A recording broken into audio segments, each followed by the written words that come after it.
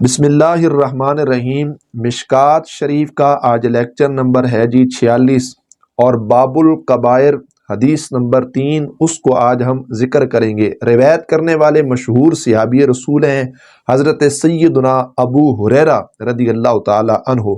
وہ اس حدیث پاک کو روایت کرتے ہیں، وعن ابی ہریرہ رضی اللہ تعالی عنہ قال قال رسول اللہ صلی اللہ علیہ وآلہ وسلم اجتنبوا السبع الموبقات۔ نبی کریم صلی اللہ علیہ وآلہ وسلم آپ نے ارشاد فرمایا 7 چیزیں جو ہلاک کرنے والی ہیں ان سے بچو، اپنے آپ کو بچاؤ ان 7 چیزوں سے۔ الموبقات بانا کیا گیا ہے مہلکات، ہلاک کرنے والے۔ قالوا یا رسول اللہ صلی اللہ علیہ وآلہ وسلم وما ہن۔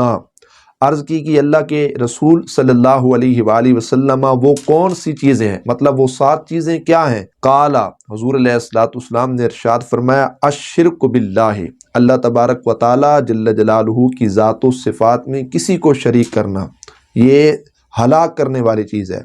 والسحر، اور دوسرا حضور نبی پاک صلی اللہ علیہ وآلہ وسلم آپ نے ارشاد فرمایا جادو، جادو بھی کیا ہے؟ حرام ہے۔ جادو کا سیکھنا، آگے سکھانا، یہ کیا ہے؟ یہ فعل کبیح ہے، یہ فعل حرام ہے۔ شریعت اسلامیہ نے اس بات کی ہرگز اجازت نہیں دی، اور یہاں تک بھی ہے کہ اگر جادو کا سلسلہ اس لحاظ سے ہو کہ اس کو سیکھنے یا سکھانے میں جو ایمان کے ضروری بنیادی شرائط ہیں یا ایمان کی شرائط ہیں ان میں سے کسی ایک کا بھی انکار ہو رہا ہو، ایسا جادو سیکھنا یہ کفر بنے گا، اور اس کا سکھانا بھی کیا ہے؟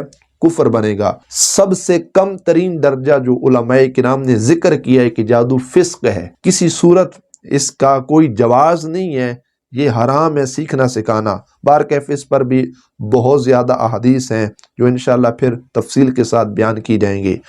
اس حدیث پاک میں حضور علیہ السلام نے شرک کے بعد جادو کا ذکر کیا، اور آگے اللہ کے محبوب علیہ السلام نے ارشاد فرمایا وَقَتْلُ النَّفْسِ الَّتِي حَرَّمَ اللَّهُ إِلَّا بِالْحَقِّ، اللہ رب العزت نے یہ بھی حرام کیا ہے کسی نفس کو قتل کرنا، قتل کی اجازت نہیں ہے، الا بالحق، ہاں اگر حق ہو تو پھر قتل کیا جا سکتا ہے، قصاص کے طور پر قتل کرنا ہے۔ اس کے ماں سوا ناحق طور پر کسی کا بھی قتل جو ہے یہ انسان کو ہلاکت کے اندر ڈالے گا، یہ بھی گناہ کبیرہ میں سے ہے۔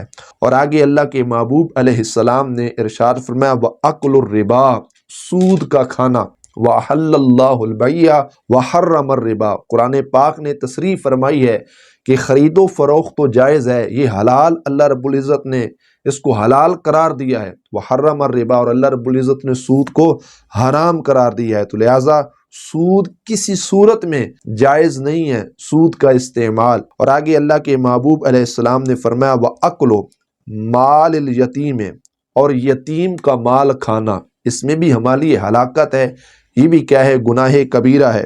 قرآن مقدس، قرآن مجید، قرآن رشید نے یہاں تک کہا ان الذین یأکلون اموال الیتامی ظلما، فرمایا انما یأکلون فی بطونہم نارا، وہ لوگ جو ناحق طور پر یتیموں کا مال کھاتے ہیں در حقیقت وہ مال نہیں کھاتے بلکہ اپنے پیٹ کو آگ سے بھرنے والے ہیں، بہت سخت گناہ ہے یتیم کا مال کھانا۔ اور آگے اللہ کے محبوب علیہ السلام نے ارشاد فرمایا وَتَوَلِّ یوم الزحف، اور جہاد کے دن پیٹھ دکھا دینا، مطلب وہاں سے مڑ آنا، وہاں جہاد نہ کرنا، جہاد سے ڈر جانا، یہ بھی بہت سخت گناہ ہے۔ اور آگے آخر پہ حضور علیہ السلام نے ارشاد فرمایا وَقَذْفُ الْمُحْصَنَاتِ الْمُؤْمِنَاتِ الْغَافِلَاتِ، اور پاک دامنہ مومنہ بے خبر بیویوں پر بہتان لگانا، جو پاک دامنہ عورتیں ہیں ان پر کیا لگانا؟ کوئی بھی بہتان لگا دینا۔ جس طرح معاشرے میں اکثر یہ ہے کہ ہم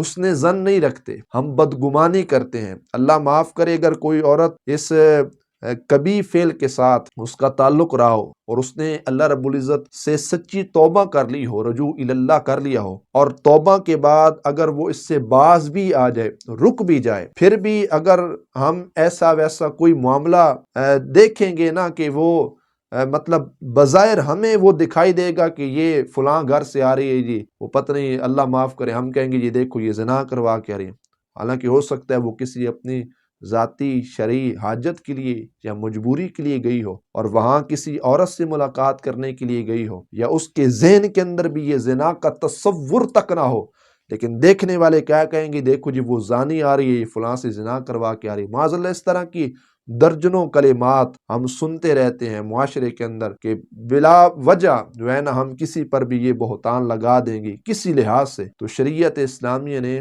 اس چیز سے منع کیا ہے۔ یہ چیز اس عورت کو نقصان نہیں دے رہی جو پاک دامنہ بن چکی ہے، یہ چیز ہمیں نقصان دے رہی ہے کہ ہم اپنے آپ کو ہلاکت کے اندر ڈال رہے ہیں۔ تو ان چیزوں سے بھی باز رہنا چاہیے۔ اللہ کریم عمل کی توفیق نصیب فرمائے، اور اللہ رب العزت حدیث پاک کے فیضان سے ہمارے سینوں کو مستفیض فرمائے، یہ پیغام آگے پہنچانے کی توفیق نصیب فرمائے۔ یہ حدیث متفق علیہ، بخاری مسلم دونوں کے اندر موجود ہے۔ وآخر دعوانا ان الحمد للہ تعالی رب العالمین۔